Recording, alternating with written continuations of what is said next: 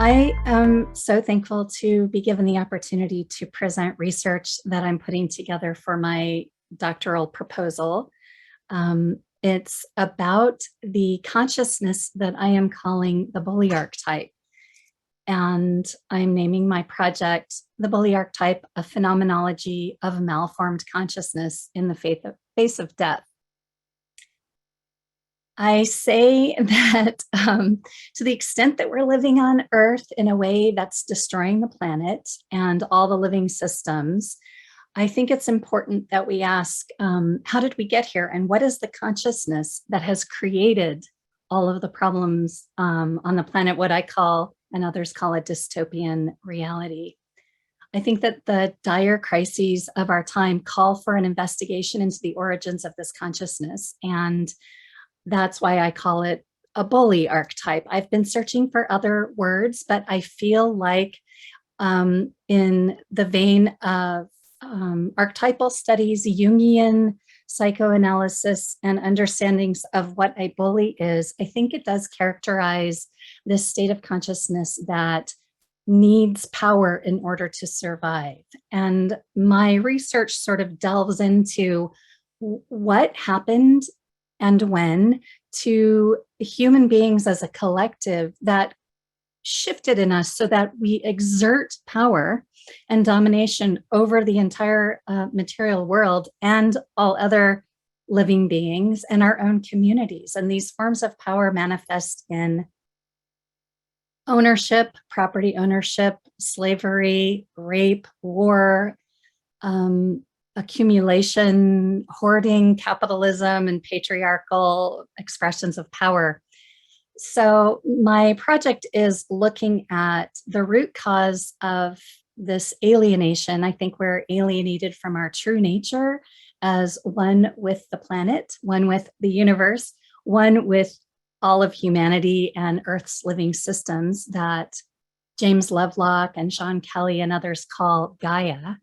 I think that the alienation that's happened is caused by this malformed state of consciousness. And I look at the lineages of thought in philosophy, religion, mythology, anthropology, sociology, psychology, neurobiology, and evolutionary studies about what happened and how does this type of human consciousness express itself. And what does it need to change? How can we stop ecological destruction? How can we stop rape? How can we stop famine? How can we stop racial violence and the maldistribution of wealth and resources, among other ills? And I think it is by directly addressing the consciousness that has caused these things. And that's what I'm interested in. That's my research inquiry.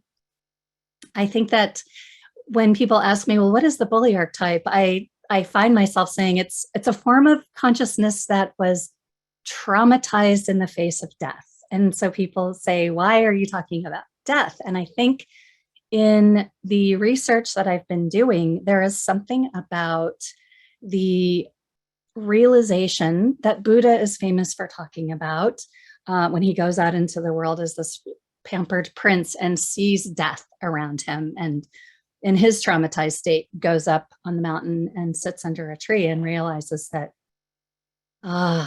if we can become enlightened in the face of our mortality, if we can accept our mortality and have a confrontation with death, that perhaps there is some sort of transformation in our consciousness that will occur individually and collectively to allow us to change the harms that we create on the planet today and throughout history.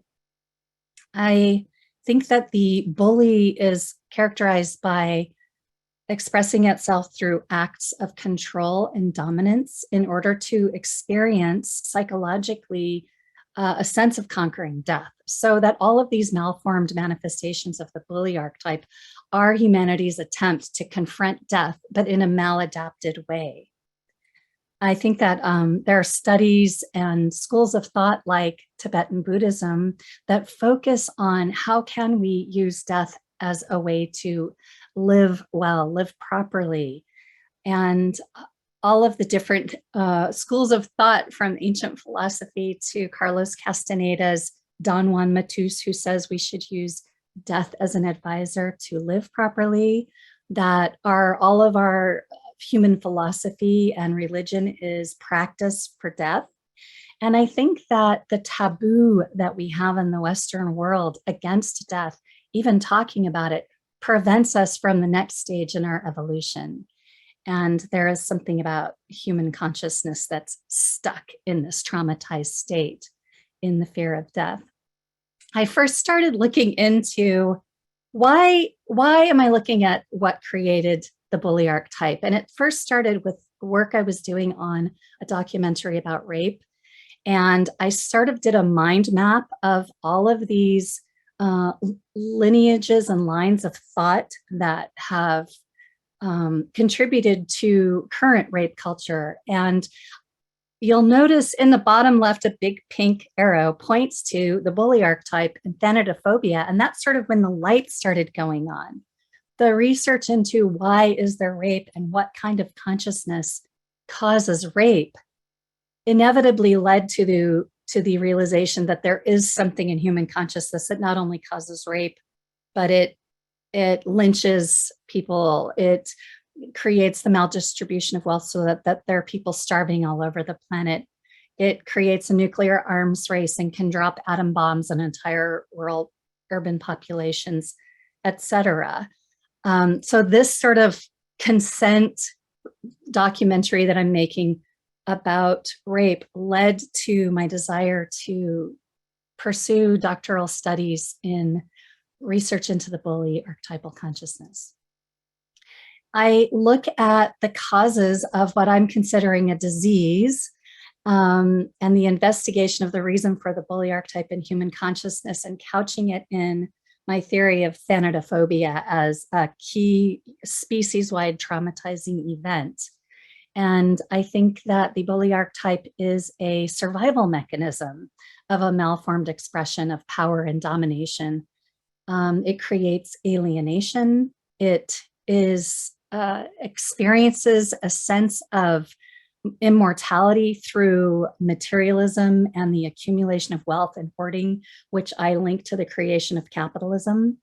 And it's related to ownership, which results in exploitation, dehumanization, and violence. And I think that the bully is always violent. So this is also work in the Tibetan Buddhist tradition of ahimsa and mercy and nonviolence.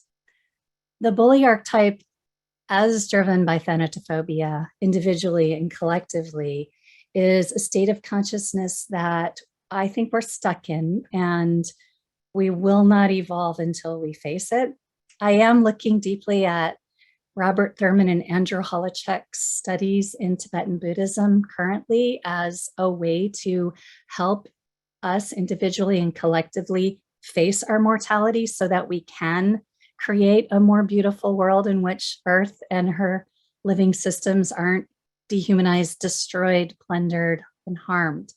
I also use the work of Ian McGilchrist and his study of the right and left hemisphere, the states of consciousness, and his imperative for a Gestalt consciousness. I link that to Alan Leslie Combs and Ken Wilber's Lattice, in which they talk about our ultimate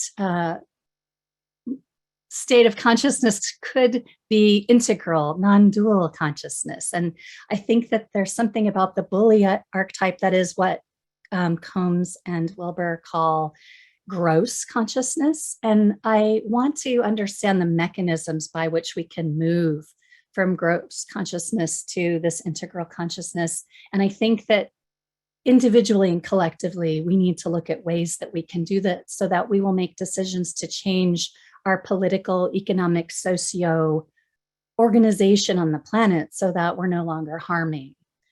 So the groundwork, I'm trying to lay a groundwork for understanding the lineage of patterns in thinking and being that have manifested in our Anthropocene, in which human beings have ultimate control over everything on the planet. And we're sitting poised at the verge of many global catastrophes because of our power.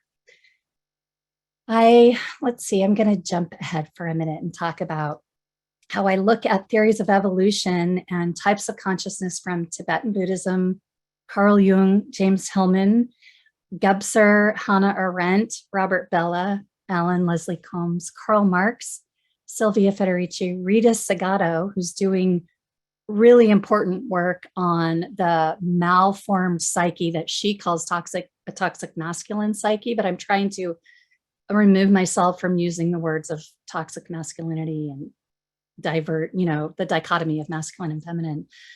I using McGilchrist and others as I map patterns and expressions of the bully archetype through human history and cultural, socioeconomic, religious, and political movements and organizations. And I look for key wisdom points toward processes of transformation. And that's a big part of my work, is how do we go from recognizing that there is a state of human consciousness that is causing the world's ails, and what is the need that this consciousness express, and how can we address that need so that we can transform the world. I trace the bully archetype through literature, mythology, philosophy, psychology, and religion, and I use Joseph Campbell's hero's monomyth. I use Robert Bellah's ideas in religion and human evolution, which can map sort of closely with John Gebser's structures of consciousness, and also work in combination with Wilbur and Combs's lattice.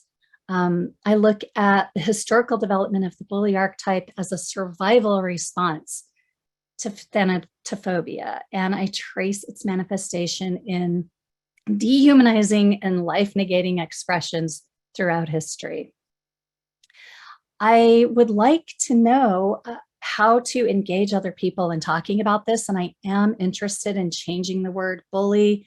It's been suggested by people in my department at the California Institute of Integral Studies that I shift it to using Lucifer or Satan, but I think that those are manifestations or expressions of the bully archetype, and I just am looking for language, and that's part of my research, to really define and make sense of the state of human consciousness that is causing the world's ails. And I'm very open to collaboration and feedback and brainstorming on that. I wanted to just share the Psycho-Mytho Poetic mechanisms that I believe will transform the bully archetype. And I couch it in the steps of the heroic journey, which Sean Kelly at the California Institute of Integral Studies writes about a little bit in his Becoming Gaia book, which is a foundation for my research in the mechanisms of transformation. How do we address the problem and how do we transform? And I think that it involves, like Sean Kelly talks about and Campbell writes about in The Hero's Journey, that we must have a confrontation with our own mortality. We must engage in this initiation and descent into the depths of our own individual and collective psyches and grapple with the dragon of death. And then from that integration and a light enlightened realization, or moksha, we can, or bodhi consciousness, we can sort of get over it, get over the fact of our mortality and emerge anew with an enlightened sense of being on the planet that's more driven by love and compassion, which can be the elixir we return from our journey with in the heroic journey pattern. So I kind of would like to go, I'm going to skip over a little bit, but I think that the three key moments that I address in my doctoral research is that the bully archetype will transform only if individually and collectively we can adapt, nurture, catalyze, talk about, encourage, affect a realization of our oneness, having that integral, universalizing, non-dual gestalt consciousness, which will naturally, as the Dalai Lama talks about in a lot of Tibetan Buddhist theory, talks about the marriage of wisdom and compassion, that having this realization, this moksha, leads to karuna, compassion. And it is through the marriage of wisdom and compassion that we can face our mortality and change the consciousness and heal the bully archetype so that we stop dehumanizing each other and destroying Earth and her ecosystems and biosphere. I think that we heal the bully archetype with awakening, transformation, and love. It sounds so Pollyanna, but I can't find any other truth that's more grounded in global studies from various times and cultures and civilizations. All of the philosophers, psychologists, anthropologists, mystics, sages talk about the need for us to wake up and love. It's so simple. And I think that we confront and face death. That transforms the bully archetype, and it leads to a transformation characterized by a return from the underworld with our elixir, the realization of our oneness with other in a Buberian I-thou relationship, the realization of our oneness with Earth and her living systems, Gaian consciousness, and Christ consciousness, which is the cultivation of love for all. The Buddha consciousness, Bodhi Moksha, awakening to the ultimate reality of our oneness, is also an essential part of that. And this is where my research kind of sits as I'm poised to conduct doctoral research, and I just look for collaborators and feedback and inspiration. And I thank you so much for the invitation to talk here and learn from everybody presenting. Thank you. All right, great. Thank you so much. You have a considerable amount of time for questions, and one is waiting for you with Andrew right there. So thank you. I don't know if you can hear me. I have no doubt when you present your dissertation that you will get your PhD. I spent 15 years in prison working, and that's where my awakening came. And so I don't know if I'm Lucifer, if I'm the devil, if I am that as I'm learning, as I am awakening. But you're onto something, and if you need feedback, I am happy to talk with you. So I will put my email on and reach out to me. Thank you so much, Andrew.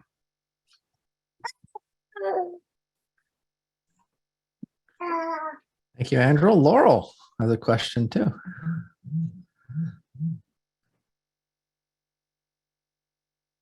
Unmute yourself there, Laurel. We've all done it today. We've all done it. Enjoyed your presentation. Amazing ideas that you're putting together. The idea that it's a fear of death, when I think our primal fear is of life. Most of us are not fully alive. And one of my mottos is that confusing dimensions creates dementia. If you try to fulfill a spiritual impulse on a material plane, which is all that's available to most, then you confuse wealth with well-being, and you will go, you will go to any extent to become weller, only you can't satisfy a spiritual impulse on the, with a material surrogate. So I think confusing the literal and the metaphoric is part of the issue. And again, language tells it all. Generosity has eros right there at the center, whereas misery is miser, ending with why. Thank you. Would love to share with you. Thank you, Laurel. Thank you so much. I'd like to talk to you more about that. I love the dimension and dementia and confusing. How do we get in touch with you? I'll type my email address. Thank you so much. Ditto. Thanks, Laurel. I'm really enjoying your language work. Timothy. Mute, unmute again. I know we all do it. It should automatically detect it at this point, shouldn't it? Yeah, it should be smart enough to see us. Unmute. Thank you, Leila. It was a wonderful presentation.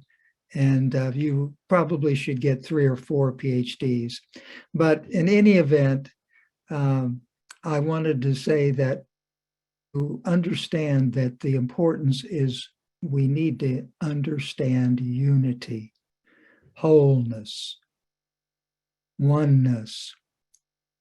And I'm a synergic scientist in addition to being a physician. And synergic scientist is somebody who studies synergy. Synergy is syn, together, erg, work, working together. And what works together? Whole systems.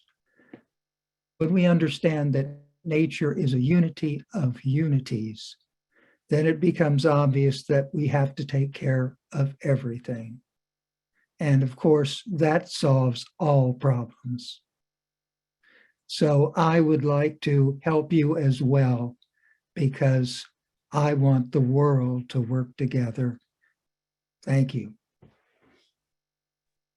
That's beautiful. Thank you, Timothy.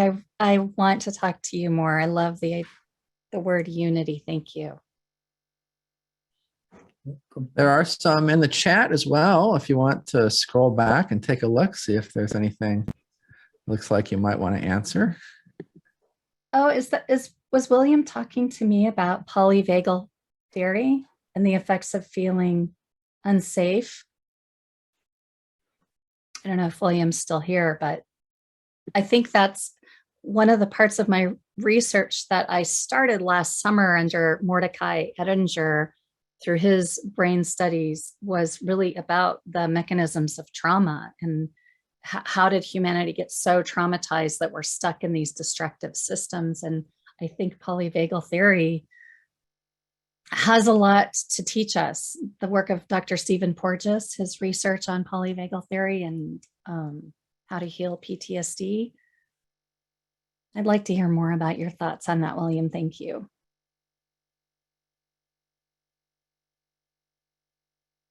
I saw somebody say the Minotaur archetype. Oh, it's Ellen. Yeah, you're right. How to go to the center of the labyrinth and defeat the Minotaur. But I think it's not defeating the Minotaur, right? It's taming it or befriending it. Okay. You have to read some Greek mythology. We have another voice question with Anita. Yeah. If you'd like to ask your question, go ahead. Ania, are you there? Anaya? Yeah, not sure how to say it either. Yeah.